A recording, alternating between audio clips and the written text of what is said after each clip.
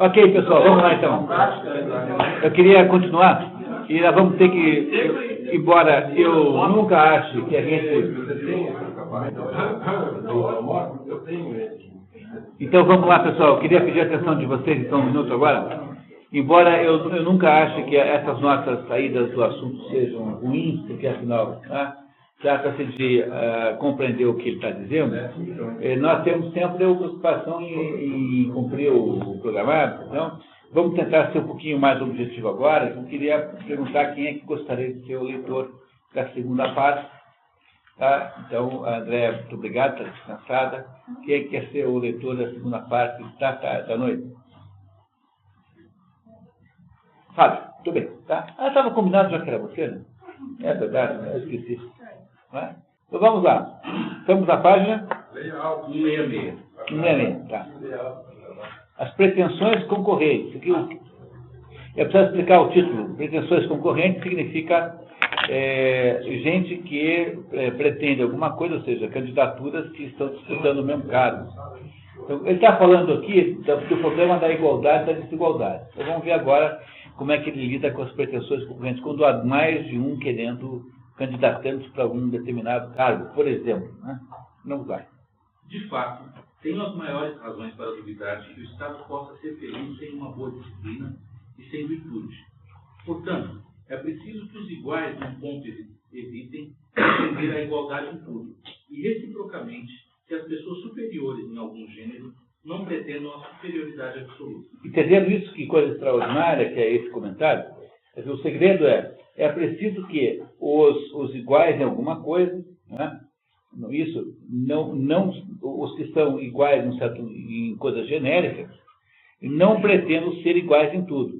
Aceitem que em algumas outras coisas serão desiguais. E que esses desiguais, que são, digamos, melhores do que os outros, não acham que são desiguais em todas as coisas. Não é isso? Então, isso no Brasil é uma coisa impossível de conseguir, porque o sujeito é um cantor de sucesso, ele acha que pode dar opinião sobre política, sobre sociologia, sobre dinâmica. Todos esses cantores são assim. Todos os cantores são assim, eles são cantores lá de sucesso, e o sujeito acha que é romancista, que é intelectual orgânico do Partido Comunista, que pode dizer o que bem entender, porque ele acha-se com uma autoridade automática em assuntos que não lhe dizem respeito. E dizem um monte de bobagem, né? Todo estado em que os espíritos estão infectados com um ou com outro desses dois erros é necessariamente vicioso. Cada tese tem para si, como já foi dito, certa aparência de justiça, mas não um direito puro e simples. Os ricos, por possuírem a maior parte do território comum e porque de ordinário se trata comercialmente com eles, de preferência.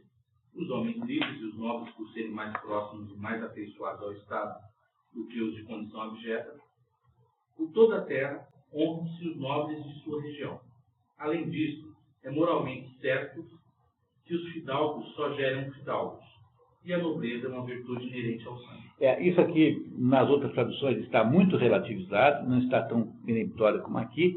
O que nas outras traduções está escrito é que há uma maior probabilidade de que de uma família nobre saia um nobre do que não sair. Mas não está absolutizado como está aqui, tá? Então aqui o certo exagero desse tradutor aqui. No fundo, é a defesa da hereditariedade, né? Que no fundo é a defesa que fazem os hindus das próprias castas. Os hindus dizem que as castas são hereditárias. Uma parte dos hindus acha isso, outra não.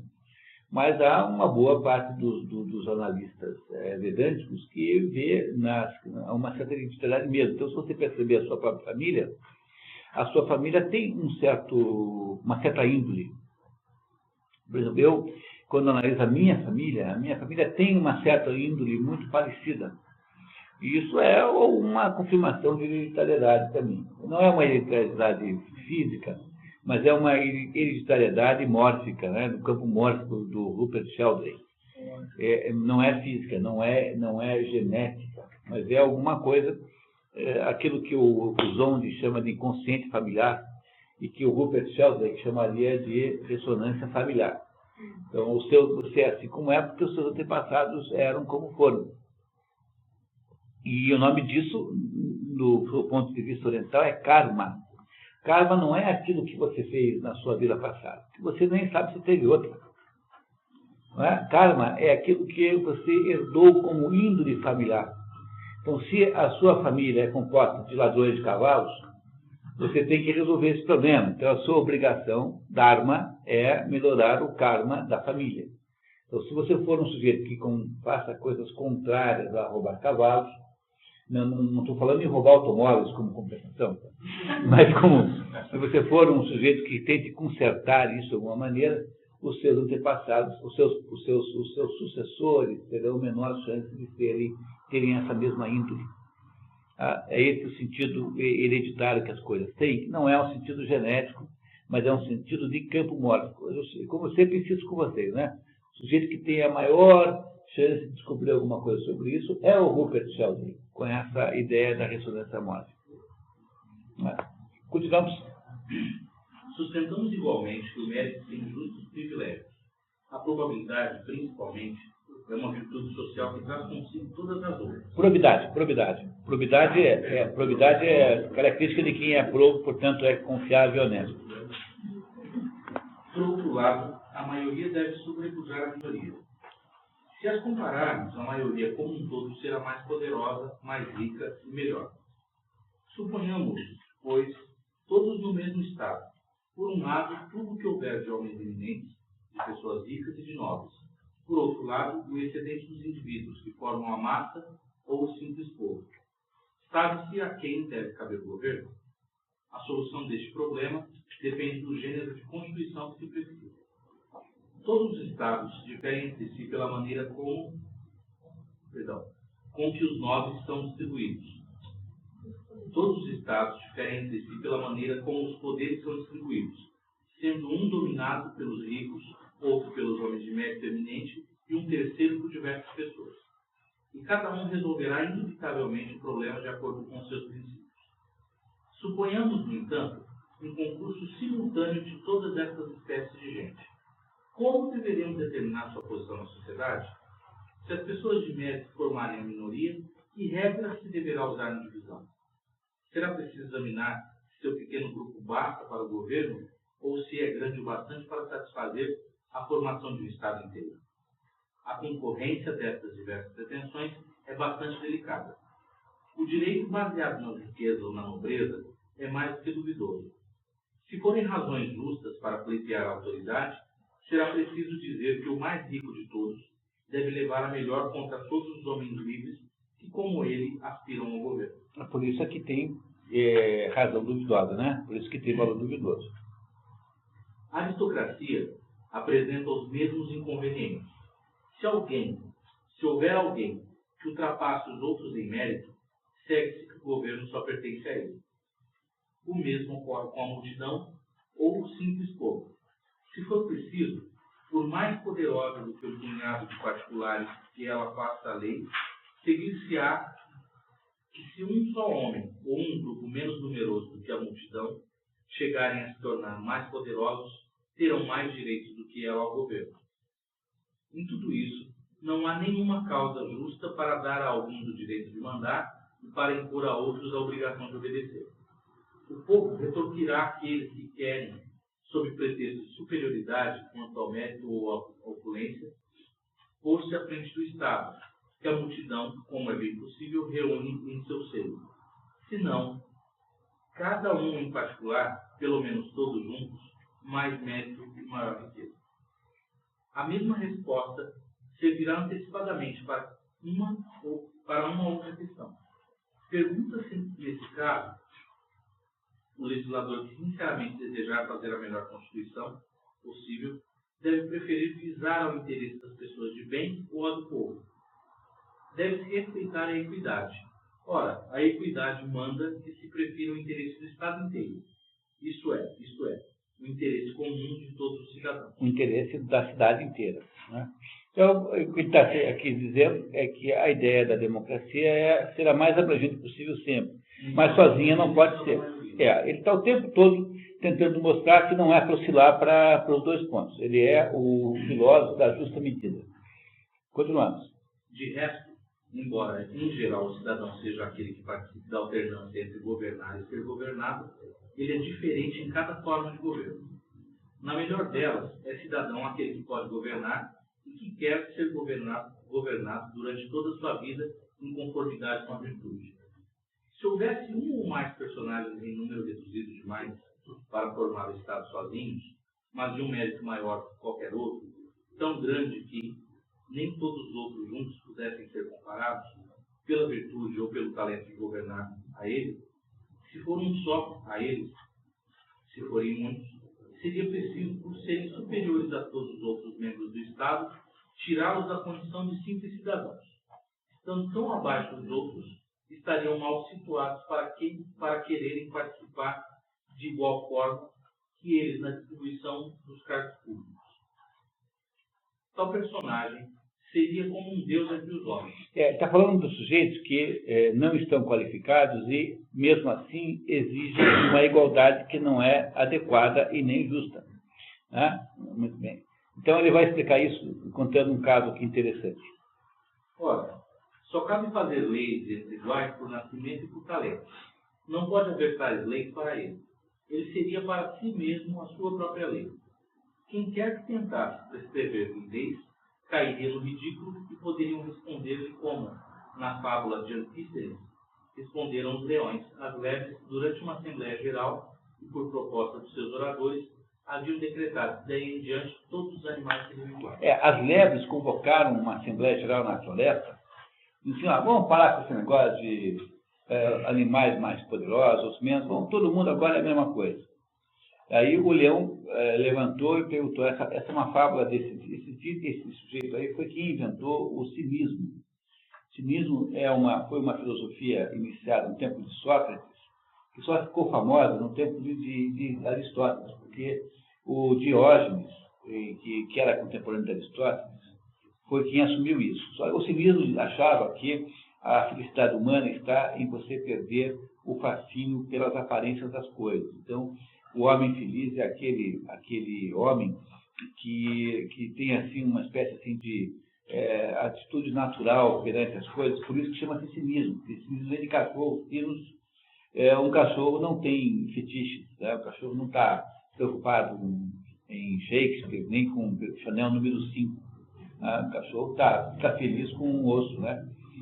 Então, como os cachorros não têm fetiche, quanto mais você for espontâneo como um cachorro, mais você é feliz. Então, esse filósofo aí que está citado foi o inventor disso. No tempo de Sócrates, tinha um certo cabimento como modelo moral assim, de comportamento. Mas quando vai para o tempo de Diógenes, ele leva esse negócio a tal exagero que o Diógenes que achava que podia fazer cocô na sala, assim, que não tinha nenhum problema, fazia mesmo. Quer dizer, o Diógenes leva esse assunto para um aspecto absolutamente delirante, e aí acabou-se mesmo em piada, né? Mas essa história que esse sujeito conta é que lá na floresta, então, as lebres queriam propuseram uma assembleia para declarar a igualdade. Aí o leão levanta e falou assim, bom, então tudo bem, somos todos iguais, tudo bem, e quero ver os seus dentes. Então, por favor, mostrar os seus dentes e as garras. Então, como elas não têm nem dentes nem garras, não há possível igualdade de fato, porque o leão será sempre o leão e as lebres serão sempre as lebres. O leão quando tem a proposição de que todo mundo é a mesma coisa, fala assim, então quero ver os dentes e as garras de vocês. Se vocês tiverem dentes como eu, garras como eu, tudo bem, somos iguais. O que o leão quer dizer é que não há igualdade, há desigualdade natural em todas as coisas.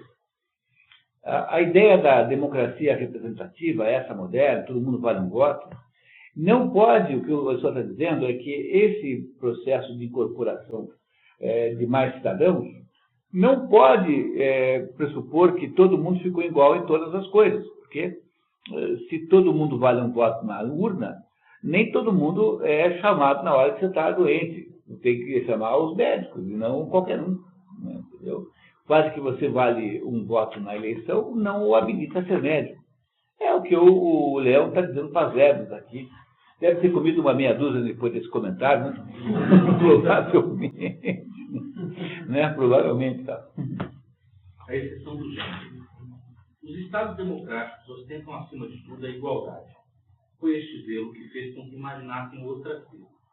Nenhuma ascendência é tolerada, nem por riqueza, nem por credibilidade, nem por poder. E desde que um homem alcance tal preponderância, é banido por um tempo determinado pela lei. Que é o ostracismo. A mitologia ensina-nos que foi este o motivo pelo qual os argonautas devolveram Hércules à terra e o abandonaram. Não queria remar com os outros no Argos, acreditando-se muito acima do marinheiro. Essa história está mal contada, embora... Não, é porque está mal contada, porque os argonautas foi a primeira vez na história humana, de acordo com a mitologia, em que humanos singraram os mares. Então, nos argonautas, que foram lá atrás do Velocino de Ouro, o Jasão, foi lá e levou junto com ele os heróis todos disponíveis, o Hércules, o Teseu, foram todo mundo junto. E o Hércules não foi posto para fora porque não queria remar, mas é porque os remadores, que não eram os heróis, não eram os heróis que remavam, né? Os remadores alegaram que ele era muito pesado, porque ele era imenso, enorme. Então ele era muito pesado, mas simbolicamente, aí sim tem cabimento para se interpretar isso, como sendo um sujeito grande demais, que vai ficar incomodando, porque sempre será muito exigente, sempre parecerá mais que os outros.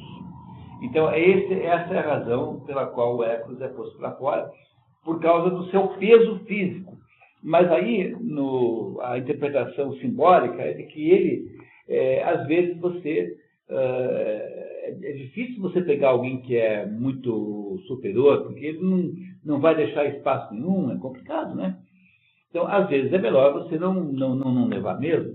Então, o que ele está dizendo é que em todos os regimes políticos que têm uma ideia de democracia, você evita concentrar alguma coisa em algumas pessoas mais vistosas. É o que ele vai explicar em seguida num exemplo bem interessante. Só por curiosidade, os outros acompanham a história contada errado, assim? Ou... Os outros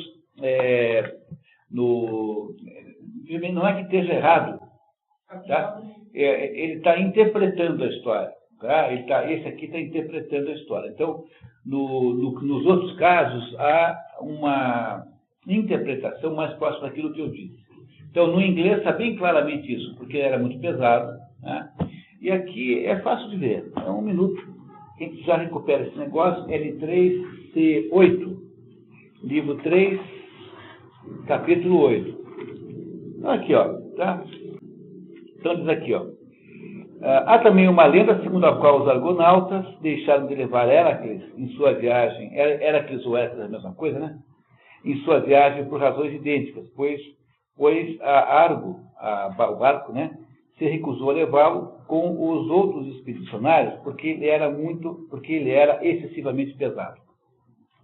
Em inglês está a mesma ideia. Então você pode interpretar que esse peso, né, é um peso moral, um peso pessoal, um peso de...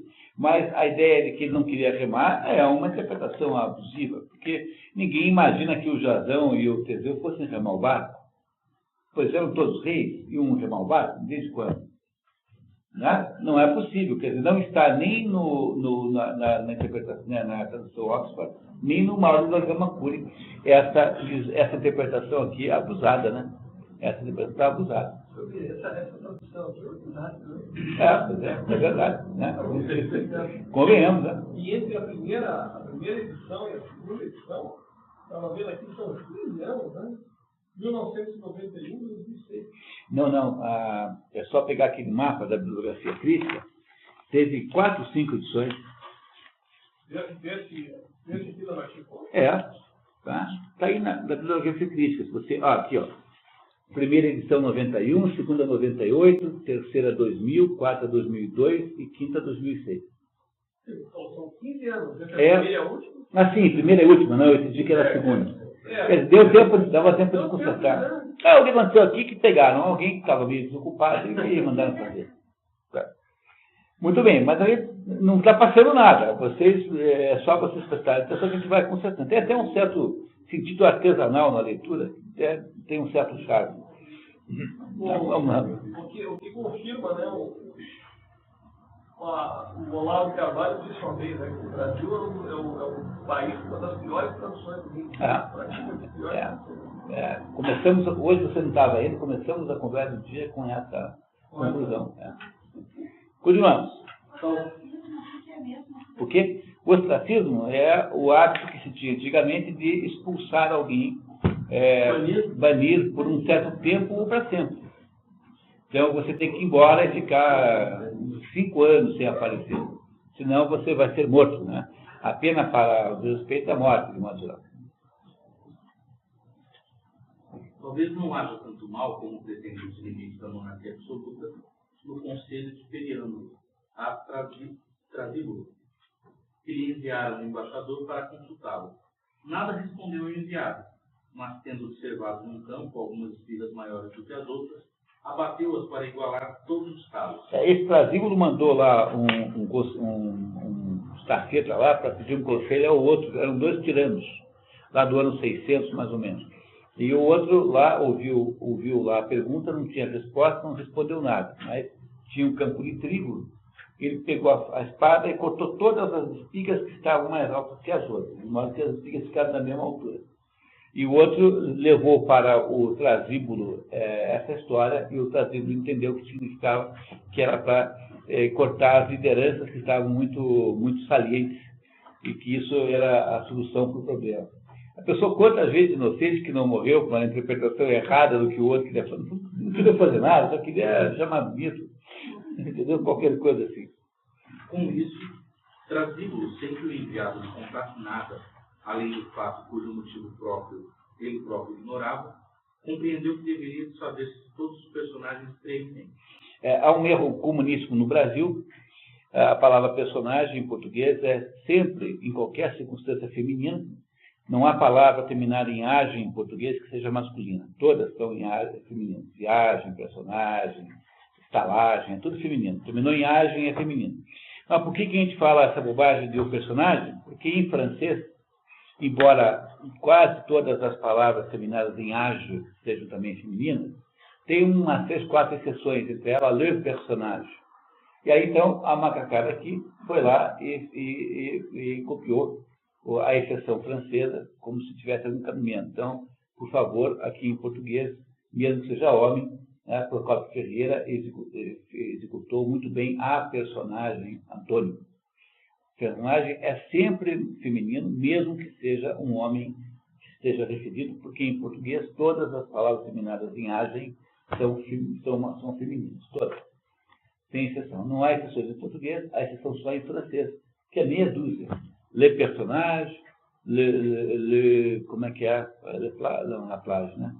Tem uns 3, 4 exceções em francês. Continuamos.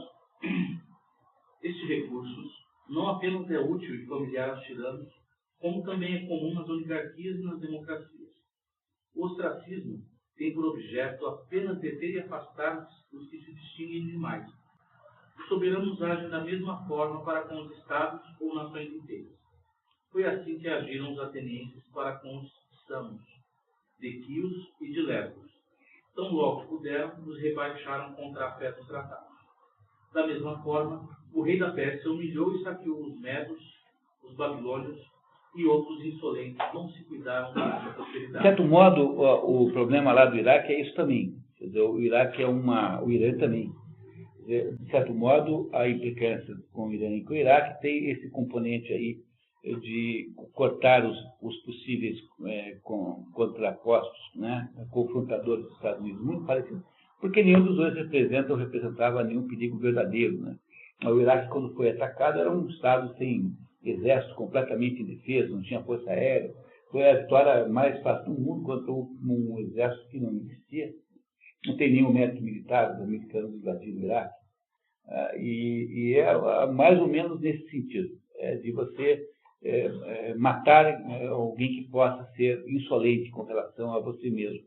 Muito parecido o caso que fizeram lá com esse moderno. Aí você vê como a história não muda, né? as coisas todas têm mais ou menos a mesma natureza, passando muito 24 séculos. Continuamos?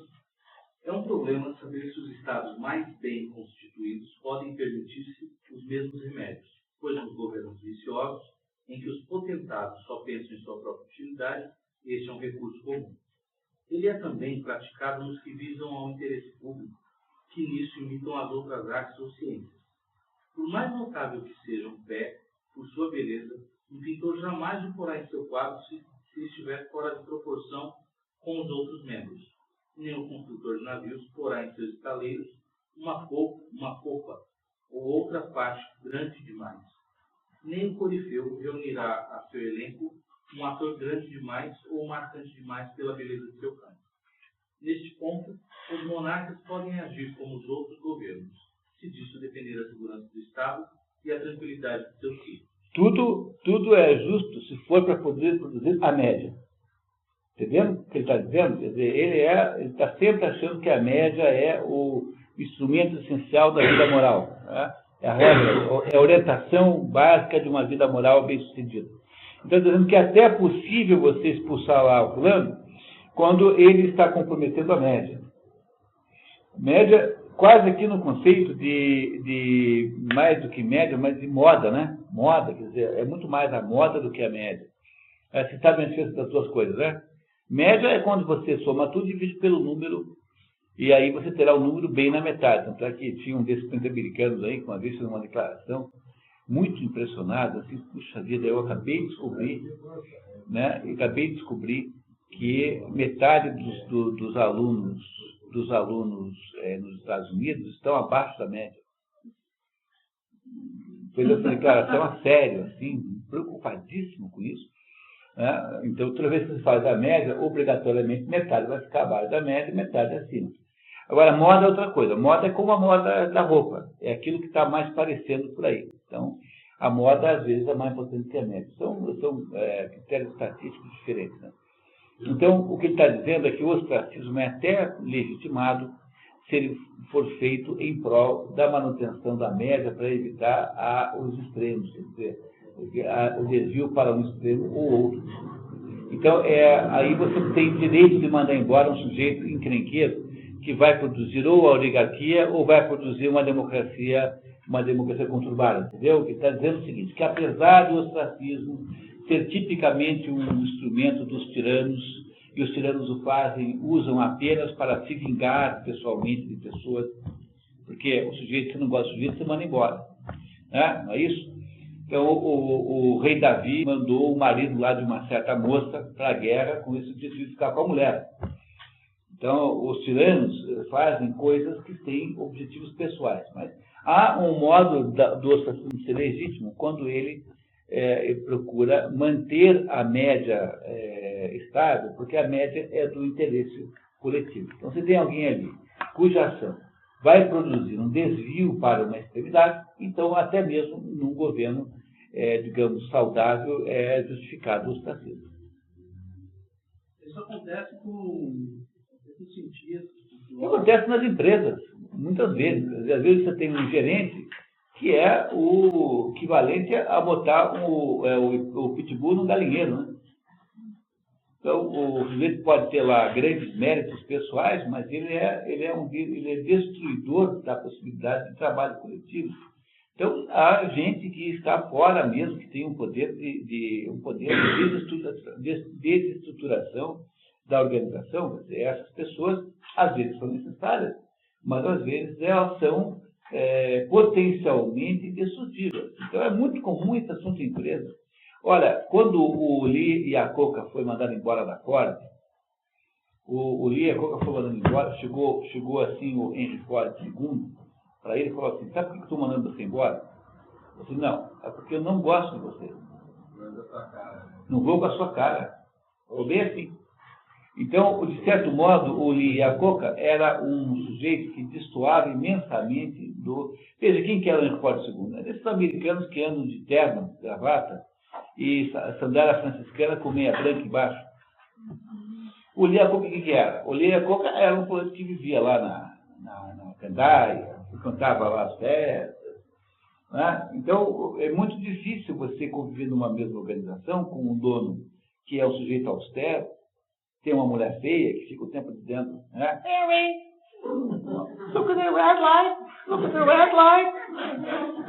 E um sujeito como o Liacoca, chique, né? Solteiro, sei lá, namorando umas artistas, umas coelhinhas da Playboy. Não vai dar certo um negócio desse, mesmo que você julgue os méritos profissionais. Tanto é que houve um momento da história, quando eu fazia cursos gerenciais, tinha lá um caso que eu ensinava, que era a tentativa que houve de juntar a Ford europeia, né, que tem base na Alemanha e na Inglaterra, com a Fiat. E tentaram juntar. E quase juntaram, mas o negócio não deu certo, porque o Henry Ford II foi com a sua esposa visitar o Gian Agnelli. E o Gian Agnelli convidou para passar, sei lá, o negócio no final de semana ao mar, num iate lá italiano. Então, quando chegou lá o Henry Ford, entrou no iate, tinha aquelas mulheres todas nuas, completamente nuas, com aquela pele de gente que passa o ano na praia, é uma coisa. E o Gian Agnelli foi trabalhar com 40 anos, tomava champanhe, e o Henry Ford lá de meia branca, sandália franciscana, e a mulher assim com a cara, né, botando assim as mãos no olho do Henry Ford, para ele não ver as mulheres. Você imagina se era possível fazer uma associação de duas empresas assim. Às vezes, um tem que ir embora mesmo. Agora, a diretora de marketing da marca foi demitida também. Que é a construtora da marca familiar, não ficar demonstrando. A mulher era toda. Tá vendo? Era uma daquelas moças que estavam lá no barco do Gian Agnelli. Entenderam o problema? Às vezes o ostracismo tem uma legitimidade, porque ele tem por objetivo viabilizar a média do processo. É isso que ele está contando para nós aqui, que não é necessariamente um estratagema escuso do mundo tirânico. Às vezes você tem que mandar embora mesmo, porque vai haver uma ruptura no processo. Bom, mas continuamos ouvindo aqui o Aristóteles. Vamos lá. O Sócrates é um exemplo disso aí? Ou não? Do quê? Ele estava estourando e...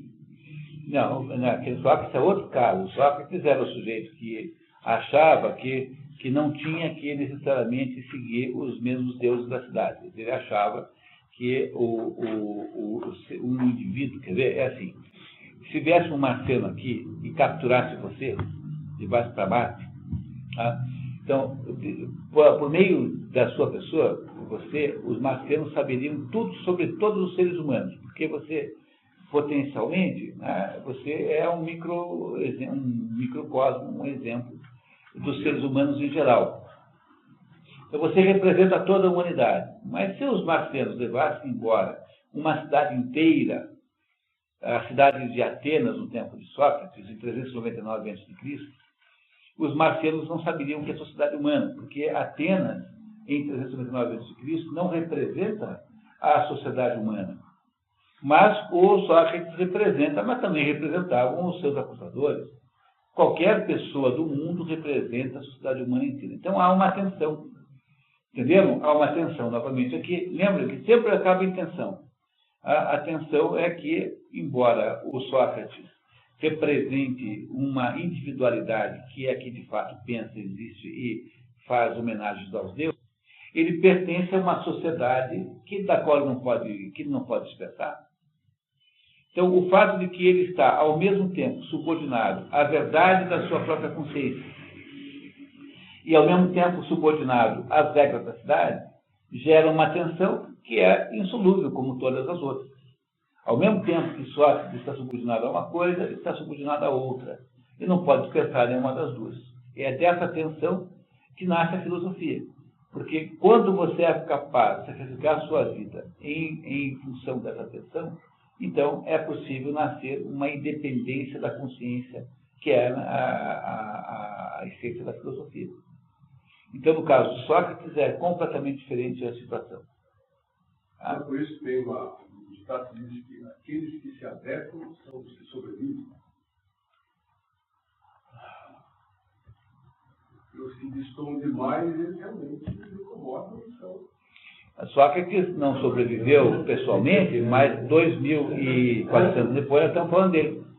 Então, os seus acusadores, o Ânito, né, os outros três lá, são completamente desconhecidos, ninguém lembra deles, só lembramos como maus.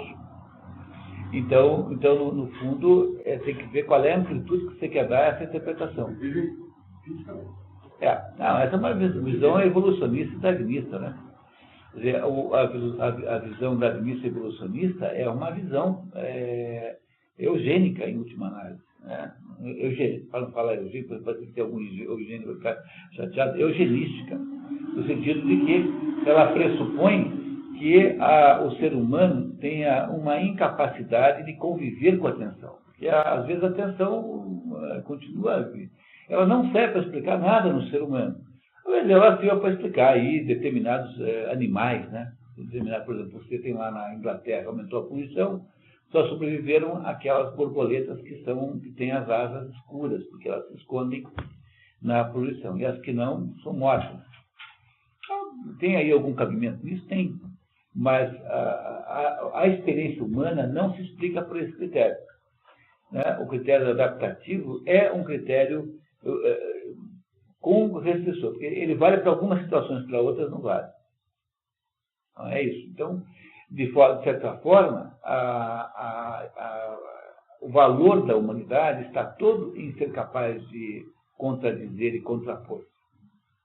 É isso que torna a humanidade valiosa, porque nós aí nos tornamos independentes das pressões naturais das coisas. Então, seria melhor fazer o contrário, né? Nunca sacrificar a consciência, a adaptação, pagando qualquer preço por isso. Se Sócrates não tivesse feito isso, não teria filosofia. Se Jesus Cristo não tivesse pregado com todo mundo, porque ele poderia ter descido da cruz e podia ter enchido todo mundo de bolacha. Então, ele não fez. Por quê? Porque ele sabia que só pelo sacrifício pessoal é que ele iria criar o cristianismo. Então, a contraposição não adaptativa parece, às vezes, ser a única solução verdadeiramente certa sob os termos humanos. Muito bem. Agora, isso não vale aí para uma padaria que tem que mudar o forno para outra tecnologia. Aí tudo bem, tá? Você é capaz de ter que mudar o forno mesmo. Se ficou muito caro o gás, tem que botar para a eletricidade. Estamos falando de outro aspecto. Isso é verdade, mas isso é verdade parcialmente apenas. Continuamos? Vamos lá. Quando surgem partidos ou indivíduos poderosos demais, o ostracismo não é inteiramente destituído de razão política. Viu? Está vendo? Tá. Sem dúvida, seria melhor que, desde a primeira instituição, o legislador constituísse seu Estado de maneira que jamais precisasse usar de tal remédio. Porém, se a ocasião se apresentar, deve usar melhor o remédio do que o fazem alguns Estados que se preocupam muito pouco com o bem público e só empregam o ostracismo para evitar rebeliões. Intrigado com essa redação, no original, nos outros dois traduções está escrito propósitos facciosos, e não excitar rebeliões. Propósitos facciosos significa facção, facciosa tem a ver com facção, né? Mas tem outro sentido, que é o sentido de que trata-se basicamente de vingança, perseguição dos inimigos, essa é a ideia. Se trata de um remédio justo e útil aos estados corrompidos, não há dúvida, mas certamente não é justo em todos os casos. A dificuldade seria maior de um estado bem constituído. Não se trata da superioridade em qualquer outro gênero, como riqueza, poder e crédito. Crédito aqui é credibilidade, né? Pública, né? Portanto, no sentido de credibilidade, não no sentido de crédito econômico, a credibilidade. Suponhamos, porém, que um homem revele um mérito eminente demais. O que fazer em tal caso? Não se dirá por certo que seja preciso bani-lo ou submetê-lo ao poder de alguém. Seria mais ou menos como se alguns aventureiros, dividindo a autoridade suprema para exercê-la, em rodízio, quisessem mandar em Deus. Só resta tomar um partido, que todos, como parece ditar a natureza, obedeçam sem reservas a tal homem e que ele reine perpetuamente no Estado. Então, ele partiu agora para uma defesa da monarquia. A monarquia é natural quando aparece alguém que é absolutamente superior aos outros. Então, o que você faz? Você submete o poder a ele. Tá? Então, aí ele está justificando a ideia da monarquia nessa circunstância apenas. No entanto, ele vai fazer outros comentários, que está aí no próximo capítulo, Os Direitos do Número. Os direitos do número. Quanto a saber se não é preferível que o governo e a autoridade permaneçam com o povo, a pertencerem às pessoas de bem quando essas são minoria, trata-se de uma dúvida que parece resolvida de antemão pela afirmativa que tem alguma aparência de verdade. Com efeito, pode acontecer que, estando reunida a maioria, da qual cada particular isoladamente pouco se preocupa com a virtude, ela vale mais coletivamente do que os poucos outros, assim como o jantar, como já se disse, aonde todos levam sua contribuição para ser melhor do que aquele cujas despesas não pagam sobre só. No povo, cada um tem sua parte de prudência e de virtude, e quando estão reunidos, o conjunto é mais ou menos como um homem que tivesse vários pés, várias mãos e um número maior de sentidos. A mesma estimativa deve ser feita sobre sua inteligência e seus hábitos morais. Assim vemos que o público julga melhor do que ninguém sobre música ou poesia. Uns criticam um trecho, os demais um outro, e todos captam o forte e o fraco do conjunto da obra. As pessoas de bem diferem do público quando as comparamos uma a uma, assim como uma pessoa bonita difere de uma feia. Mas uma pintura é superior à realidade. Refiro-me a estes quadros, onde se reuniram num único sujeito os traços de beleza dispersos entre vários objetos reais. Mesmo se as partes destes corpos, o olho de um e tal outro membro de outro, quando comparadas separadamente com a obra de arte, a ultrapassam. Entendendo a comparação? Está tentando provar que quando você tem que escolher entre um que não é excepcional e um qualquer e o conjunto, é melhor estar com o conjunto. Por quê? Porque o conjunto é composto de pessoas individuais. Então, um pode ser mais feio, outro mais bonito. Mas quando você está falando do conjunto em si, isso funciona como um pintor que pega um olho bonito, uma orelha bonita, uma boca bonita, junta tudo isso e faz uma imagem boa. Apesar de que aquela imagem, tal como está ali, não se encontra em nenhum indivíduo separadamente. Então, com essa imagem literária, Aristóteles está querendo dizer que o conjunto analisa as coisas com mais sabedoria do que um indivíduo isolado, que é mais uma defesa do seu modelo de república, que é o modelo de base ampla. Né? E ele vai continuar nos mostrando isso. Mas essa superioridade da maioria sobre algumas pessoas de bem será certa em todos os povos e em toda a maioria? Não ousaríamos garanti-lo. Ela parece até mesmo impossível em alguns lugares. Caso contrário, seria preciso conceder a mesma prioridade aos rebanhos de animais, pois alguns povos pouco diferem deles quanto à estupidez.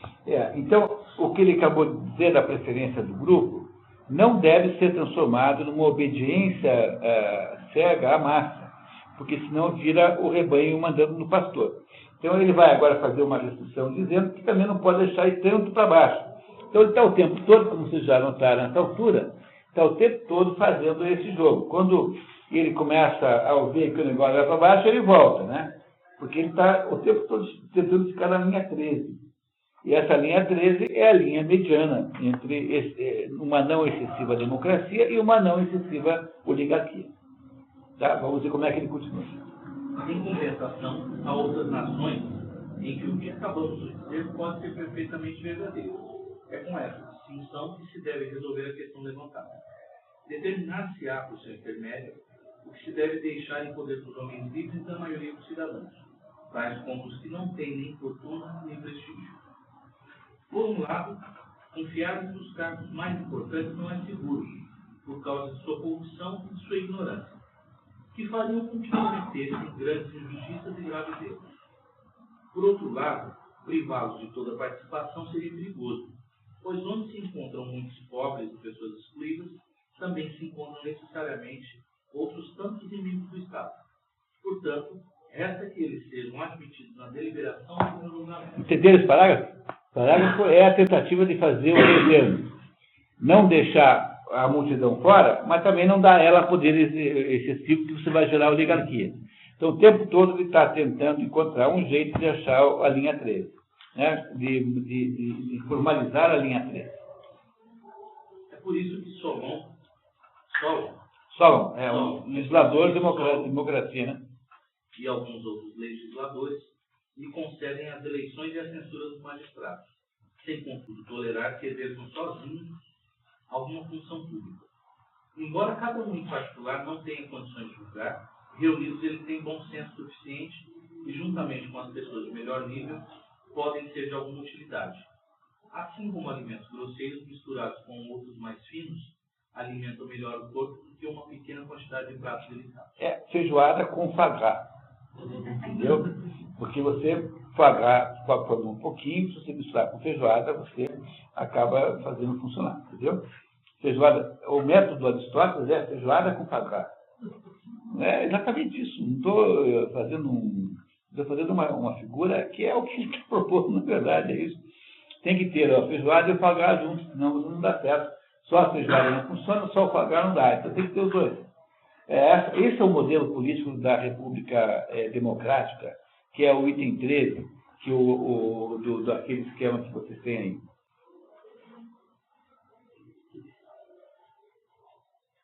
Todavia, este arranjo não deixa de apresentar dificuldades. Em primeiro lugar, julgar sobre o tratamento de uma doença só cabe ao homem que estiver ele próprio em condições de cuidar do doente e de curá-lo, isto é, ao médico. Isso também ocorre em todas as outras artes do âmbito da experiência. Assim como o médico não deve prestar conta de seu método senão a outros médicos, e não pode, portanto, ser repreendido senão por eles, assim também é diante de seus êmulos que os outros praticantes de arte são responsáveis. Êmulos são o quê? Os seus pares, os seus equivalentes, tá? Entendemos por médico tanto aquele que pratica medicina como artista. Artista entendo, né? Artista sempre, a arte para o grego é capacidade prática, né? Então, como artesão, como um técnico né? Alguém que sabe fazer o procedimento médico.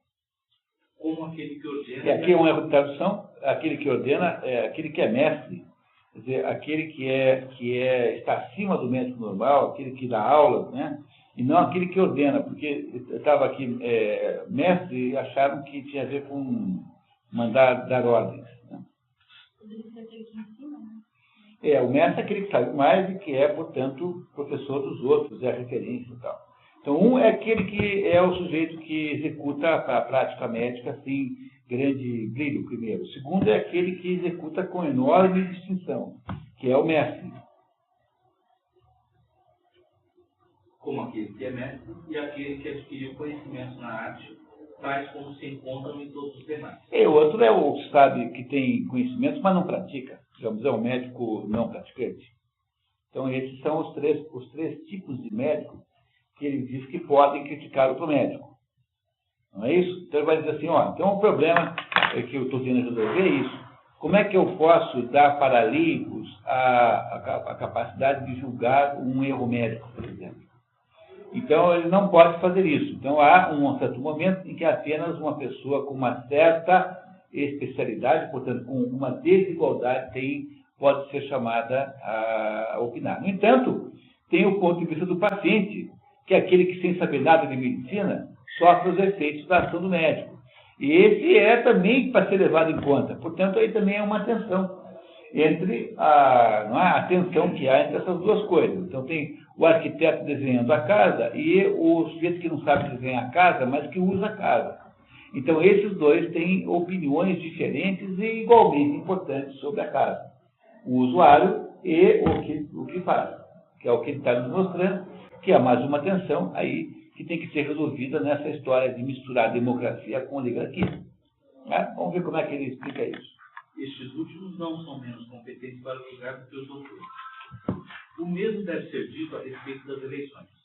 Bem eleger é próprio dos que sabem, por exemplo, dos geômetras em matéria de geometria e dos pilotos em matéria de pilotagem. Pois se a competência se achar nos simples particulares, pelo menos estes não julgam melhor do que as pessoas instruídas. Parece, pois, que não se deveria deixar ao vulgo nem a eleição, nem a censura dos magistrados. Não se deixar ao vulgo, né? Nada dessas coisas. No entanto, como isso é tensional, há um outro aspecto que a gente vai agora ter que lembrar, que é o que ele vai dizer em seguida. Tudo isso talvez não fique sem respostas tomadas um pouco coletivamente. Sobretudo se não tiver nascido para a servidão, nem sido embrutecido pela escravidão. Como já disse, cada um será menos capaz de julgar do que os outros, mas todos juntos julgarão melhor ou tão bem quanto eles.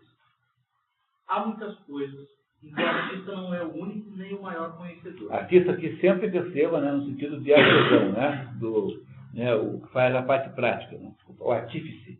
Talvez fosse melhor chamar de artífice do que de artista. Essa afirmativa do Aristóteles está meio estranha, né? Qual? Cada um será menos capaz de julgar que os outros, mas todos julgarão melhor ou tão bem quanto ele. Ele vai justificar agora na seguida. Mas não, Vamos ver o que ele está dizendo, daí a gente consegue... Eu entendi aqui que 22 cabeças pensam melhor que duas, é isso, né? Não, estou dizendo o seguinte, que uma pessoa sozinha, eu não sou capaz de analisar o trabalho do médico, a não ser que eu fosse médico.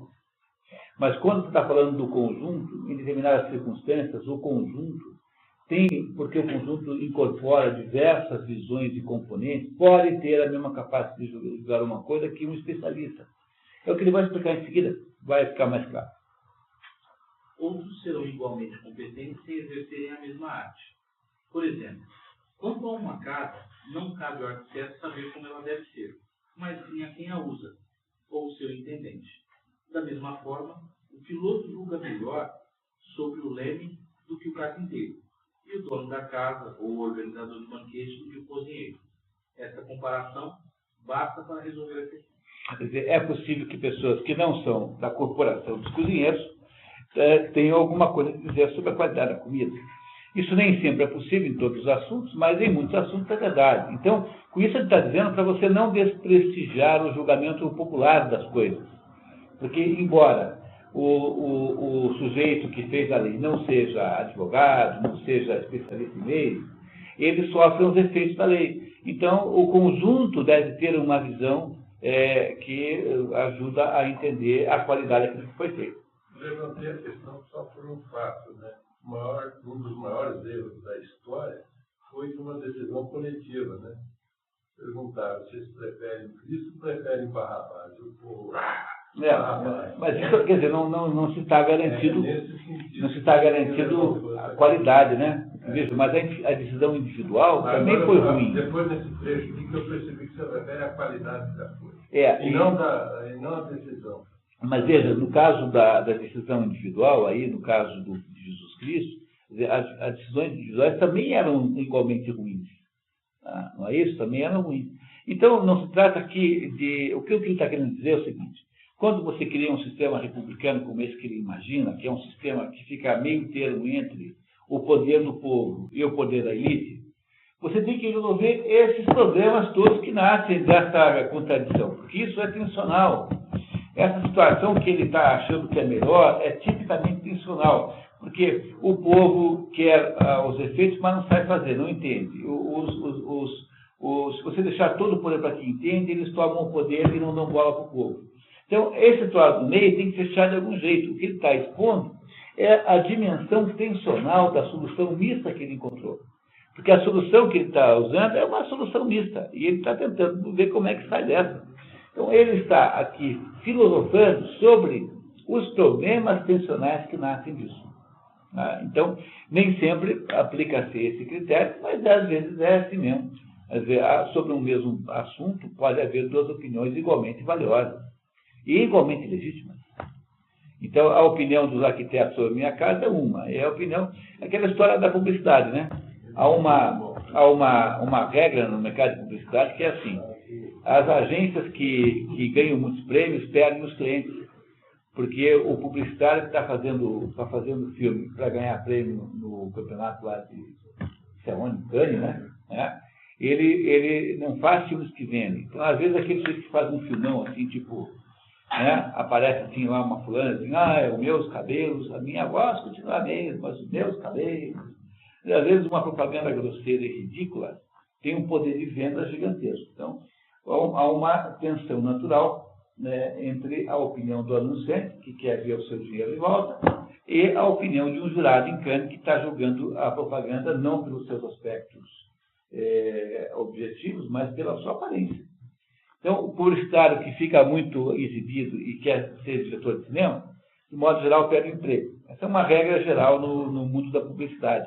Porque a propaganda não é feita para você ganhar prêmio em Cannes, é feita para a Casa do Bahia vender mais geladeira. Então, esse é o problema. Então, às vezes, filmes publicitários ridículos têm enorme sucesso. Porque eles estão estão bem vistos do ponto de vista do usuário. Apesar de que um outro precisa dizer, que coisa mal feita, olha essa mulher, que coisa linda. Da Casa Bahia, lá. Entendeu? Outro publicitário pode achar ridículo, mas o que interessa é saber qual é a opinião lá do homem da Casa Bahia. Então, essa é a única opinião que interessa em última análise, porque é ele que está pagando milhões para fazer isso. Né? Agora tem uma pesquisa aí que a Ivete Sangalo e a Gisele, onde tem a voz dela, Bem, a venda explode. Daí Tem tirar uma foto da Gisele, que faz propaganda em Ipanema, usando a Havaiana na rua. Botaram tudo que é revista. Ela não gastou nada. História, então alguma coisa no mercado. Não está indo bem, a voz da Ivete... muito bem. Ok, continuamos. Quanto a outra questão que depende dela, pode parecer absurdo que a raia miúda dispõe dos maiores interesses do Estado. Não há nada mais importante do que a eleição e a censura dos magistrados. A raia miúda aqui é um povão. Raia miúda é um povão.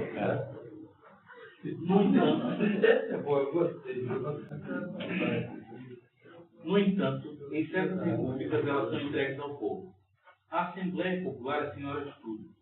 Pessoas de todas as idades e renda mínima são nelas admitidas.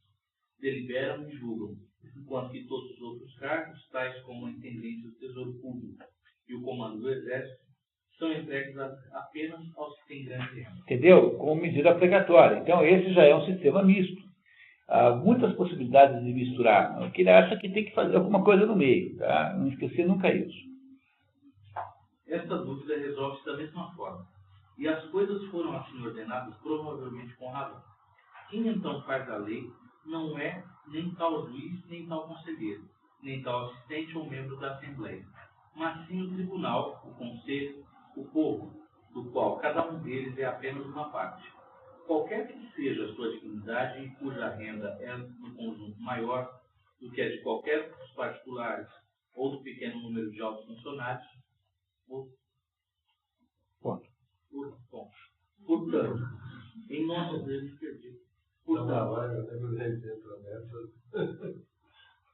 Portanto, em nossa opinião, é com sabedoria que as matérias mais importantes são reservadas ao povo. O resultado de toda esta dissertação é que, em geral, é preciso que, acima de tudo, quando a lei tiver sido livremente aceita, seja ela a dominar. Só se deve entregar algum papel do governo, monarcas ou outros, para os casos particulares que podem acontecer e não são fáceis de colocar numa expressão geral. De resto, não explicamos ainda quais as leis devem ser consideradas bem feitas. Assim, o problema permanece de pé. Mas, necessariamente, é preciso que elas tomem o caráter da Constituição, sejam boas ou más, justas ou injustas como ela, e sejam adaptadas ao Estado para o qual foram feitas. Assim, se a forma do governo for boa, elas serão justas. Se for depravada, serão injustas, como uma consequência necessária. Uma das principais diferenças entre o modelo platônico da República e o modelo aristotélico é que, para o Platão, não há alternância, quer dizer, não há nenhuma possibilidade, não há nenhuma alternativa em relação ao modelo platônico. Como o modelo platônico é teórico, então ele acha que é esse que tem que fazer. E o Aristóteles acha que não, que todos esses que existem, de alguma maneira, são modelos legítimos, porque têm alguma naturalidade. Então, Platão é assim, Platão acha que tudo aquilo que é lógico tem de funcionar. E Aristóteles acha que tudo aquilo que está funcionando deve ter alguma coisa de lógico. Entenderam essa diferença? Eu vou repetir porque é importantíssimo. O modelo platônico de governo, que é o modelo da República, é um modelo só, ao qual ele não permite nenhuma mudança, não há nenhuma negociação em torno daquilo. Então, esse é o modelo ideal do rei filósofo, em que o rei é formado em filosofia e que governa. Para esse modelo tem que implantar. Ele tentou fazer isso 3 vezes em Siracusa. Nas 3 vezes deu-se mal. Aristóteles, que parte da indução, ou seja, parte da realidade para as ideias, e não das ideias para a realidade, diz assim, não. Isso que está aí são todas formas legítimas, conforme o tipo de polis, conforme o tipo de cidade. Portanto, Aristóteles pensa que, enquanto Platão pensa que tudo aquilo que é lógico, portanto, o modelo dele, tem que obrigatoriamente funcionar, Aristóteles pensa que tudo aquilo que funciona deve ter alguma coisa de lógico. Entenderam essa diferença? Os dois têm um pouco de razão, mas não necessariamente apenas um deles. Continua aí essa situação tensional entre as duas visões e esses dois extremos. Continuamos. Alternância do mando e da obediência. Dizem comumente que o fundamento do governo democrático é a liberdade, como se só houvesse liberdade nessa forma de governo. Dizem também que este é o alvo visado por toda a democracia. Ora, um dos apanágios da liberdade é que todos, alternadamente, mandem e obedeçam. Apanágios são atributos, né? Atributos. Dessa diferença, entre perpetuidade e alternância, dependem a disciplina e a instituição. Se houvesse uma raça de homens que superasse tanto os outros quanto imaginamos que os deuses e os heróis o fazem, se essa superioridade se manifestasse primeiramente pelo porte e pela boa aparência, depois pelas qualidades da alma, e fosse indubitável para os inferiores, o melhor, sem contestação, seria que seu governo fosse perpétuo e que as pessoas se submetessem a ele de uma vez por todas. Mas como, com exceção, segundo Silas, dos indianos, de ordinário, os reis não apresentam superioridade tão acentuada sobre seus súditos. É preciso que todos os cidadãos mandem e obedeçam alternadamente. E isso por várias razões. Esse Silas é um viajante dos tempos antigos que disse, olha, na Índia, é grego, esse Silas. Na Índia, os reis são muito maiores, muito mais bonitos, muito mais atléticos do que os seus súditos. Então, ele está dizendo assim, olha, a não ser nesse caso aí, que ele já conhecia, né, por outros relatos, de modo geral, não há tanta diferença assim entre os reis e os súditos. Portanto, não há nada que justifique que eles governem perpetuamente. É isso que ele vai dizer agora, mais uma defesa do governo democrático, né? Mais uma tentativa de tirar a ideia da monarquia e de preferir a ela a república, lato sensu, não estricto, lato sensu. Vamos então continuar. Primeiro, é essencial para a igualdade que só haja uma mesma condição entre semelhantes. Depois, é difícil que um governo dure muito se for constituído contra esse princípio de equidade. Aos descontentes se soma a gente do campo, sempre ávida de novidades, e qualquer que seja o número dos altos funcionários, não pode ser grande o bastante para que eles sejam os mais fortes. Do que os outros reunidos, né? Não há dúvida, porém, de que deva haver uma diferença entre os governantes e os governados. Cabe ao legislador decidir como ela será e como repartirá os poderes. Está vendo? Atenção! Se por um lado todo mundo é meio parecido, portanto justificaria uma repartição igualitária de poder, por outro lado tem que ter uma diferença. E essa diferença tem que ser estabelecida de um certo modo, que também não seja oligarquizante, ou seja, que não seja excludente do poder dos de baixo. Essa engenharia é o assunto do livro do Aristóteles. Essa engenharia de tentar fazer a linha 13, ficar no meio. Né? Vamos ver como é que ele faz. Já dissemos que a natureza manifestou sua opção pela diferença de idades que dá à espécie humana. De um lado, os jovens, de outro, os velhos. Cabe aos primeiros obedecer e os segundos a mandar. Ninguém se zanga ou se sente desonrado por ceder aos mais velhos, na esperança de alcançar as mesmas honras quando tiver a idade conveniente. Então está aqui uma solução. Você cria uma gerontocracia. Você dá o poder para quem é mais velho. É uma maneira de você criar um processo oligarquizante não excludente que permite que o modelo da República Democrática funcione. Vamos lá. Pode-se, portanto, dizer que os mesmos mandam e obedecem, mas são, porém, diferentes. Assim, a disciplina deve ser em parte a mesma e em parte diferente. Pois, de acordo com o provérbio, para bem comandar é preciso ter antes obedecido. O comando, como expusemos nos livros anteriores, relaciona-se ou com o interesse do comandante ou com o do comandado. Um é despótico, outro é liberal. Há coisas ordenadas que diferem menos pela execução do que pelo princípio que determina que sejam executadas. Por isso, várias funções que à primeira vista pareceriam servir podem ser executadas honestamente por homens livres. A honestidade e a torpeza residem menos na natureza do ato do que no motivo que faz agir. Olha aí, olha aqui, essa informação, esse ponto é importante. A honestidade e a torpeza residem menos na natureza do ato do que no motivo que faz agir. Esta igualdade na alternância do mando e da obediência é o primeiro atributo da liberdade, que os democratas colocam como fundamento e como fim da democracia. Sua segunda característica é a faculdade de viver como se quer. Este direito também emana da liberdade e é até mesmo aí que reside toda a sua energia, pois só se é escravo porque não se pode viver conforme se deseja, donde resulta que um homem não deve se submeter a ninguém ou que isto só deve acontecer se houver desforra, consequência necessária da liberdade atribuída a todos em igual medida. Supostos esses princípios, eis as máximas democráticas que eles decorrem. E vai fazer agora uma somatória de itens que caracterizam a democracia que ele acha que é certa, né? Vamos ver o que ele acha que tem que ser na forma democrática. Primeiro, que todos têm direito de escolher dentre todos os seus magistrados. Segundo, que todos têm poder sobre cada um e cada qual deve alternadamente governar os outros. Tem que haver troca de poder, né? Muito bem. Terceiro, que os magistrados devem ser sorteados, ou todos, sem exceção, ou pelo menos aqueles cujo cargo não requer nem luzes nem experiência. Quarto, que não se deve ter a este respeito nenhuma consideração para com a fortuna, ou então a menor das quais deve buscar. Quer dizer, para tornar acessível isso tudo, não se deve estabelecer barreiras de renda, né? Barreiras de patrimônio. E se for ter barreira, que seja muito baixa, que dê acesso a todo mundo.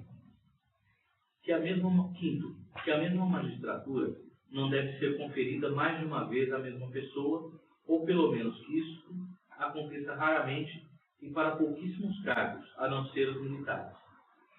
Sexto, que todos os cargos devem ser de curta duração, ou pelo menos aqueles onde essa breve duração for conveniente. Isso parece com o que a gente faz hoje em dia, de contratar gente para a vida inteira? Não, né? Quer dizer, justamente a não garantia de emprego que garante a qualidade da democracia. Porque se o sujeito ele garante o emprego, ele vai virar parasita do Estado, que acontece com uma enorme parte, não todos, mas uma enorme parte dos funcionários públicos. Sétimo, que todos devem passar pela judicatura, de qualquer classe que sejam, e ter poder para julgar todos os casos em qualquer matéria, mesmo as causas da mais alta importância para o Estado, tais como as contas e as censuras dos magistrados, a reforma do governo, assim como as convenções particulares. A comparação com as outras duas traduções aqui me levam a sugerir que, em vez de ser assim, que todos devem, todos podem, né? Todos podem e não devem. Essa é pareceu o espírito das outras duas traduções. Oitavo, que a Assembleia Geral é senhora de tudo, e os magistrados de nada, ou que pelo menos a Assembleia seja a única a decidir sobre os grandes interesses, e não caibam aos magistrados senão os negócios de pouca importância. Nono, que os membros do Estado, do Senado, que os membros do Senado não sejam indistintamente assalariados. Os salários arruinam o poder da magistratura. O povo, ávido de salários, atrai tudo para si, como dissemos anteriormente. Não é para pagar vereador, não é para pagar deputado, nem senador. Quer dizer, os membros da Assembleia têm que fazê-lo por patriotismo puro e simples. E não porque são pagos. Não remunerar os políticos. Essa é a ideia aqui. Décimo, que, no entanto, um direito de presença seja concedido, se as faculdades do povo assim o permitirem, aos que assistirem à Assembleia e ao Senado, e que sejam pagos os tribunais e os magistrados, ou pelo menos os membros principais, tais como os que são obrigados a receber todos os que se apresentarem. E são aqueles que são obrigados a dar banquetes, porque uma forma de negociação política é o banquete. Agora aqui, o que é um direito de presença? O direito de presença é um jeton, é aquilo que a gente chama de jeton. Então, se tiver dinheiro, né, não é isso? Se as faculdades, o que é uma faculdade do povo? O caixa. Né? Se as faculdades do povo é o caixa. O caixa permitir, pode pagar um jeton por participação, mas só excepcionalmente, não em princípio. Tá? 11º, que caracterizando-se a oligarquia pela nobreza, pela riqueza e pelo saber de seus membros, a democracia lhe é totalmente oposta, distinguindo-se pelo baixo nascimento, pela pobreza e pela vulgaridade das profissões. Ela é, portanto, digamos, ampla, ecumênica. 12º, que não se deve tolerar nenhuma magistratura perpétua. Portanto, se sobrar alguma magistratura do antigo regime, suas atribuições serão reduzidas, e de eletiva passará a depender de sorteio. Eis o espírito de todas as democracias. O princípio sobre o qual elas unanimemente se baseiam é o direito que retiram da igualdade numérica. Quanto mais longe se levar essa igualdade, mais a democracia será pronunciada. Pobres e ricos colocados em pé de igualdade, outorguem o poder a todos, para que um após o outro o exerçam, sem exclusões nem disparidade. Assim são entendidas a igualdade e a liberdade. Muito bem. Tá? Ele está, aos pouquinhos, teorizando o modelo dele, né? Agora, vamos ver como é que ele explica melhor as democracias possíveis.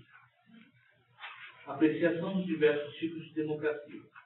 Dos 4 tipos de democracia aqui explicados, a melhor é a que pusemos em primeiro lugar em nossa enumeração. É também a mais antiga de todas.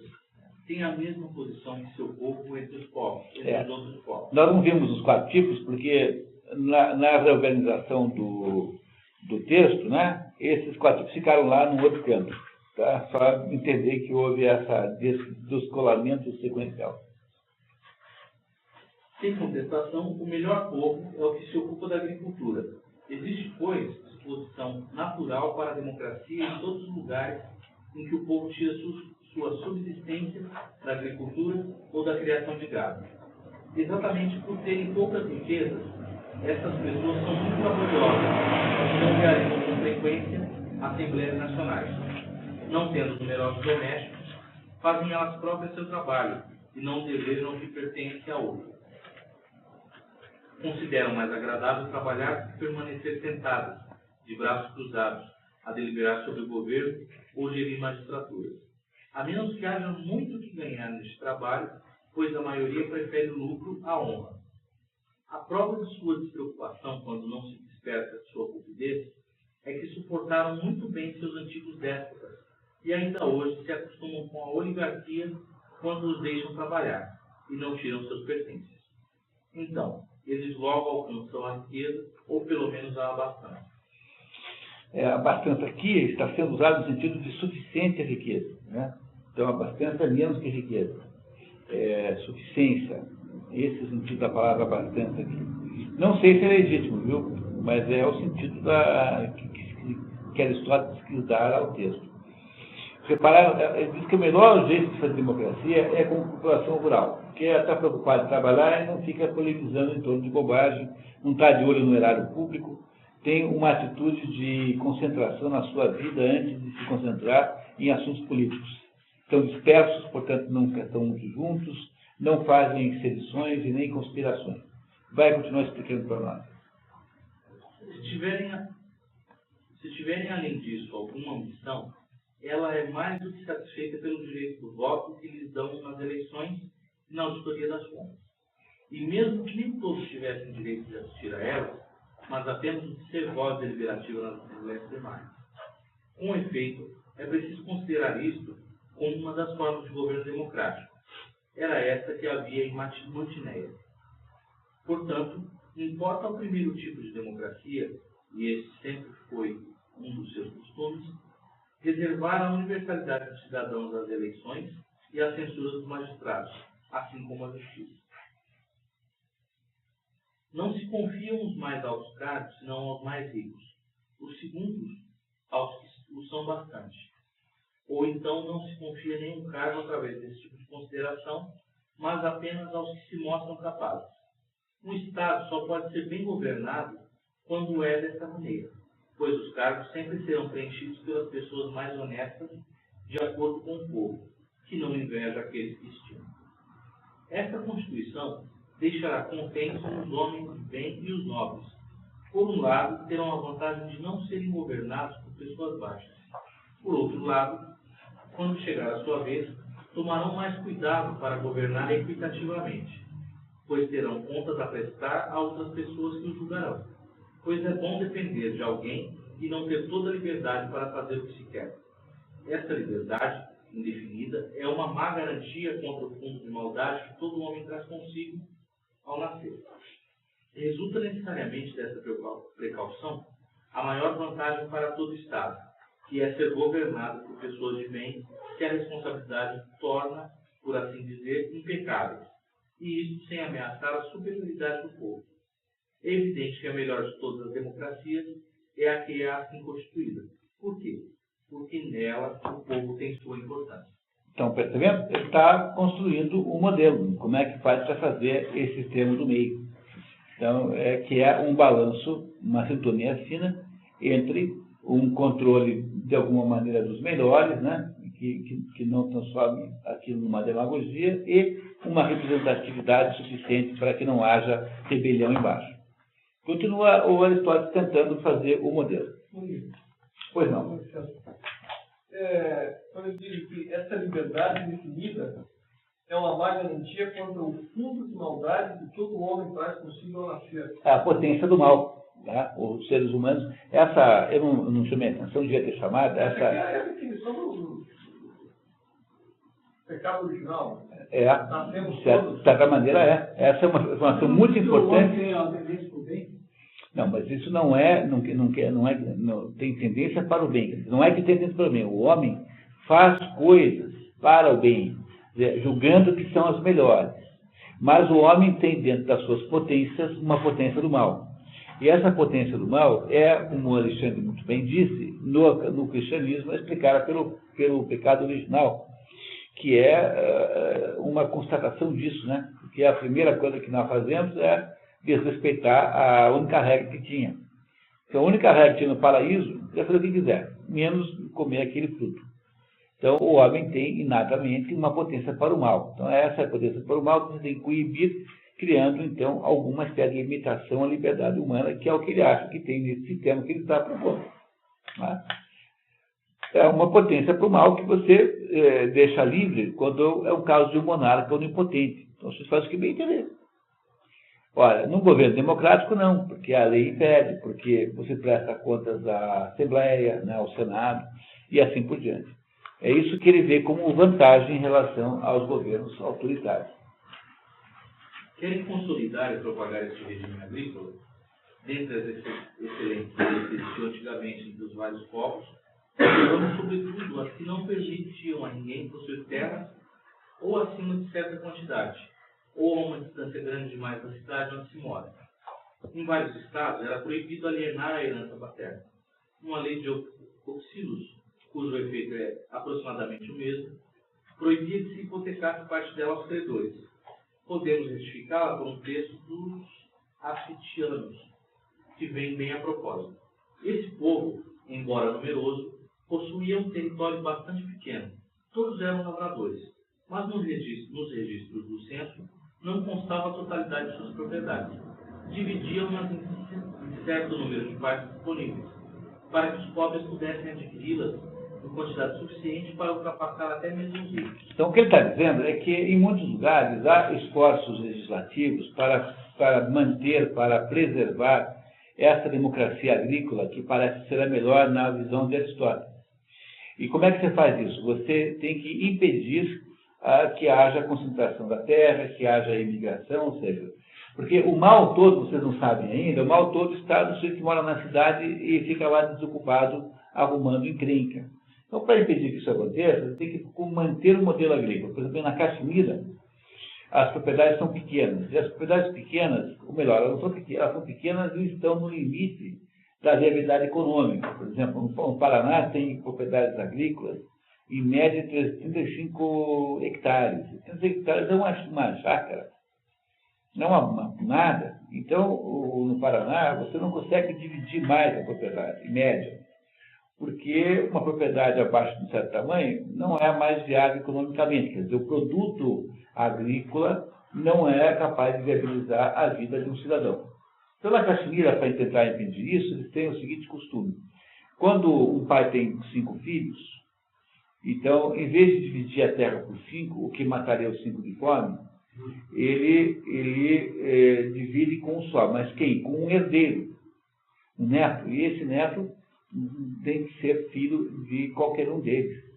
Então, o que acontece é que todos os 5 casam com a mesma mulher. E o filho que ela tiver, seja lá de quem for, é que será o herdeiro daquela terra. Que é um jeito de você resolver o problema da primogenitura, que não é aceita com facilidade. E assim há vários outros exemplos, um monte de coisas esquisitas, que no fundo tem o sentido de manter o modelo agrícola, porque o modelo agrícola permite uma certa viabilidade política que está aqui. Continuamos. Querem consolidar e propagar, depois dos agricultores, o melhor povo é o que leva a vida pastoril e explora o gado. Tem muitas afinidades com o primeiro. Ambos habituados ao trabalho corporal, são excelentes para as expedições militares e resistem perfeitamente aos incômodos do bivac. Bivac é acampamento. Tá? Acampamento. O sujeito está acostumado a pastorear cabras, ele também dorme em qualquer lugar, né? Porque ele vai dormir com o rebanho. Então, ele não tem problema da vida militar, para ele é uma vida natural, né? Quase todos os outros povos que compõem a restante das democracias estão muito abaixo desses dois. Nada de mais vil nem de mais alheio a todo tipo de virtude do que esta multidão de operários, de mercenários e de gente sem profissão. Essa espécie de indivíduos corre sem parar pela cidade e pelas praças públicas e só fica contente nas assembleias. Os lavradores, pelo contrário, dispersos pelo campo, não se reúnem tão facilmente e não precisam de tais conciliábulos. Conciliábulos são reuniões da Assembleia. Em todos os lugares onde a localização é tal que há grandes distâncias da cidade até as aldeias e lugarejos, é bem mais fácil estabelecer uma boa democracia e um bom governo. A multidão é obrigada a se dispersar como que em colônias, de modo que a turba da cidade, embora acostumada à praça pública, vendo-se sem apoio e até mesmo sem o concurso dos homens do campo, não pode reunir-se em assembleia. Entenderam? O que ele está dizendo que é melhor, a democracia funciona melhor quando você tem uma população que trabalha e que está dispersa e absorvida pelos seus afazeres. A pior população que tem é aquela que se reúne em massa na praça pública e fica arrumando encrenca o dia inteiro, que são as cidades. Então, é isso que ele está falando. Entendeu? Como é que é A pessoa do ponto de táxi vai ver ali. É a reunião de operários na Praça da Sé, em São Paulo. É o pior jeito que tem de fazer democracia, porque eles tendem a se transformar numa turba tirânica. Esse que é o problema. Que é isso que ele quer evitar, mantendo o modelo agrícola. Por isso é que o modelo agrícola é melhor do que o modelo urbano para a manutenção da democracia. É isso que ele está dizendo. Tem uma certa sabedoria nisso. Claro que é outra época, né? Pois é, ainda não apareceu, mas nós estamos esperando. Vemos como deve ser constituída a primeira e a melhor democracia, e também como podem ser as outras. Basta que nos afastemos gradualmente da primeira e adicionemos aos poucos a população, à medida que a democracia for piorando. Entendeu? E para piorar a democracia é só aumentar a população. A população é esse grupo de gente motivada pelas suas emoções, fazendo pressão política na praça pública, todo mundo pedindo coisas impossíveis. É isso que eles estão querendo, é isso que ele acha que estraga a democracia. Como a última espécie recebe toda a espécie de gente, ela não pode nem convir a todos os países, nem subsistir por muito tempo. a menos que esteja submetida a boas leis e bons costumes. Logo veremos como ela se degrada com a maior parte das outras. Para constituí-la e firmar o poder do povo, os governantes costumam receber o máximo possível de pessoas e conceder direitos de cidadania não apenas aos que têm um nascimento legítimo, mas até aos bastardos e aos mestiços de qualquer dos dois lados, paterno ou materno. Pronto, está aí o MST. O MST pega aquelas multidões que não são agricultores, mesmo não sendo agricultores, os transforma em massa de reivindicação. Está aí, não demorou um parágrafo para aparecer o MST. Essa prática é especialmente comum entre tais povos, pois seus demagogos não deixam de empregar. Aí o Stedley, né? O Stedley, essa turma que demagogo. O Aristóteles não era muito apreciado naquela época, não, né? Era meio revolucionário. Né? Contudo, preciso introduzir a atenuante de só admitir recém-chegados na medida que forem necessários para intimidar os nobres e a classe média, sem jamais ultrapassar esse limite. Se isso acontecer, a desordem não tardará a reinar por toda parte. Os nobres, que já têm muita dificuldade para suportar esse governo, E democrático, né? Tá. se irritarão cada vez mais. Esta foi a causa do levante de Cirene. Fecham-se os olhos diante de um pequeno inconveniente. Quando ele assume certa dimensão, não podemos mais deixar de vê-lo. Há ainda outras instituições capazes de manter e melhorar essa democracia, como, por exemplo, a de Clístenes em Atenas, e a dos que fundaram a democracia em Cirene. Deve-se dividir o povo em tribos e cúrias, dissolver os cultos particulares e conduzir-os à unidade do culto público. Uma palavra, imaginar todos os meios possíveis para unir todos os cidadãos e extinguir todas as corporações anteriores. Nem mesmo desenhar certas invenções que, embora de origem tirânica, não deixam de ser populares, como o desregramento dos escravos, que pode ser útil até certo ponto, a emancipação das mulheres e das crianças, a conivência sobre o gênero de vida que agrada a cada um. Nada tem melhores efeitos para essa democracia. A dissolução agrada a muito mais gente do que a uma conduta regrada. Então, ele está falando da democracia errada. Está dizendo que para você criar esse efeito tuba, né, que os demagogos fazem, você tem que fazer demagogia para com todo mundo. Quer dizer, propor uma vida desregrada é conseguir adeptos. Propor uma vida regrada é conseguir gente aborrecida com você. Aí, pessoal, vamos ler só mais um pedacinho para a gente não ficar no meio do capítulo. Tá? As leis das oligarquias. Tá? Vamos ler mais um pouquinho. Eu sei que a gente passou um pouco da hora, mas hoje é um dia especial. Podem se inferir da democracia quais devem ser aproximadamente as leis das oligarquias. Basta tomar disposições totalmente contrárias às da democracia e teremos a oligarquia correspondente. A primeira é a mais moderada de todas, vale dizer, a que mais se aproxima do que se chama propriamente de Estado. As classes de cidadãos devem ser distinguidas conforme a renda maior ou menor, dando esta última a condição de chegar aos cargos necessários, e a primeira aos grandes cargos, de sorte que quem quer que alcance este nível de riqueza possa aspirar a ocupá-los. A divisão pelo censo deve ser tal que aqueles que têm renda exigida sejam mais numerosos e mais fortes do que os que não são admissíveis. Mas também é preciso ter sempre a intenção de que aqueles que são associados ao governo venham somente da parte sadia do povo. A oligarquia, que vem depois dessa primeira, deve ordenar-se quase da mesma forma, a não ser restringindo um pouco mais o número de elegíveis. Aquela que corresponde à última forma de democracia tem muito do despotismo e da tirania. Quanto pior ela for, mais precisa de precauções para se garantir. Assim como os corpos de bom temperamento... Bom temperamento é em bom estado de saúde, tá? E os navios de sólida construção suportam vários choques sem se destruírem e, pelo contrário, os de compleição fraca e os navios semi-apodrecidos e mal equipados não resistem aos menores abalos, assim também as más formas de governo não podem durar sem muitos artifícios para se apoiar. É o número e a abundância de homens que salvam as democracias. Sua consistência vem de uma razão diametralmente oposta ao mérito. A oligarquia, pelo contrário, só pode conservar-se pela melhor ordem de suas partes. assim como a multidão que se compõe principalmente de 4 classes a saber. Primeiro, os agricultores. Segundo, os ligados às artes e os ofícios. Terceiro, os comerciantes. 4, os trabalhadores manuais. Assim, também existem 4 tipos de guerreiros, a saber, primeiro, a cavalaria. Segundo, os hoplitas, ou infantaria armada dos pés à cabeça. Terceiro, a infantaria ligeira. E quarto, a marinha.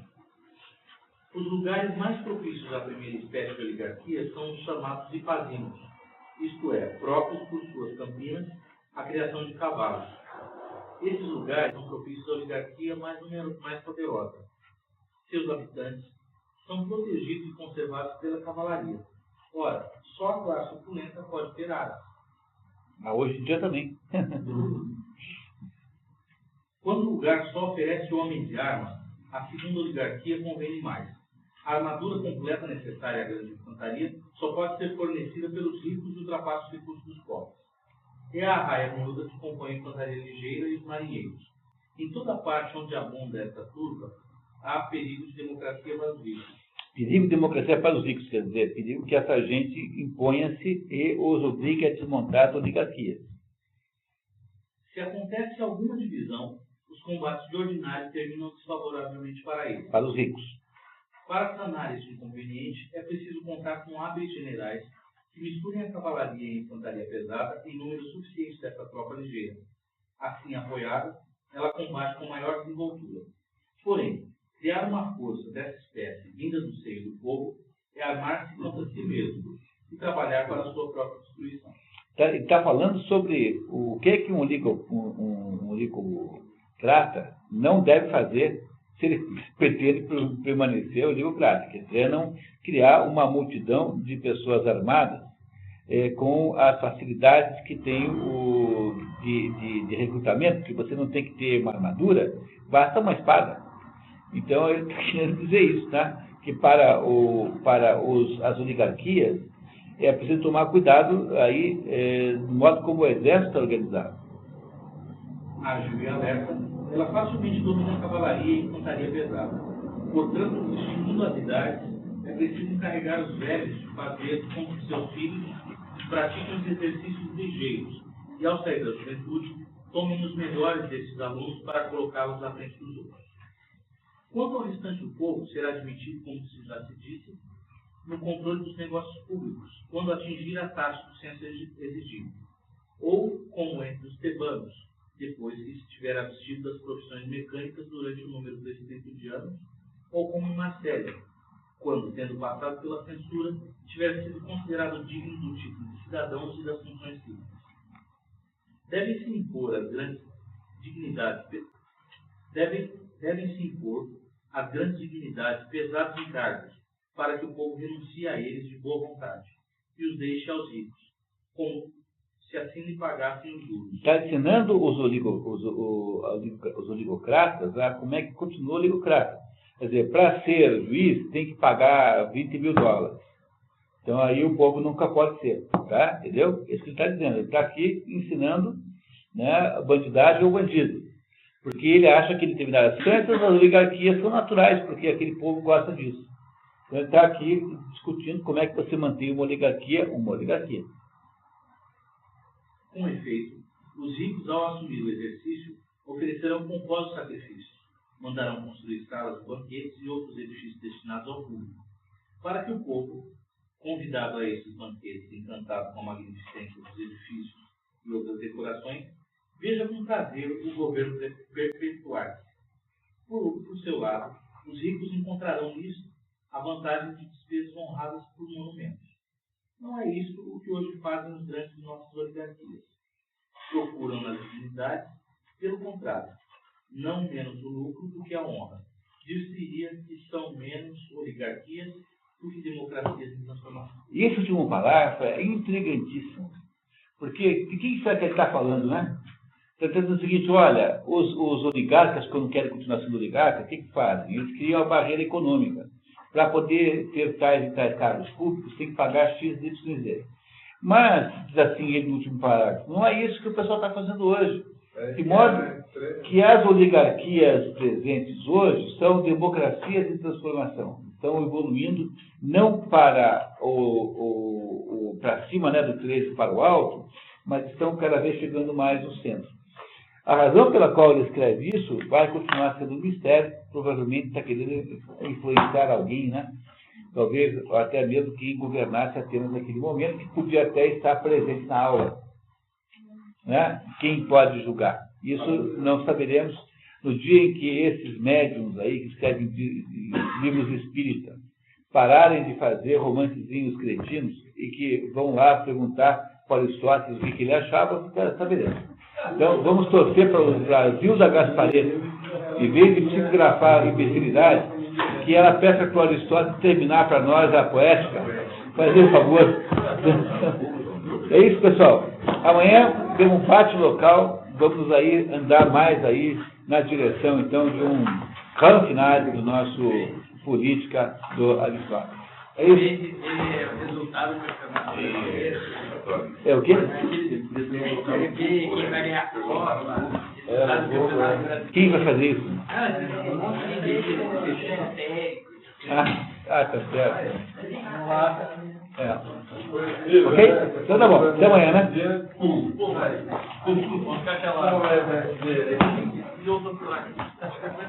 Eita.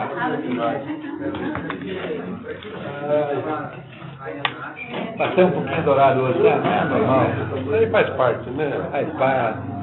Começar antes para terminar depois. Por isso sempre vou começar uma hora mais cedo para terminar uma hora mais tarde.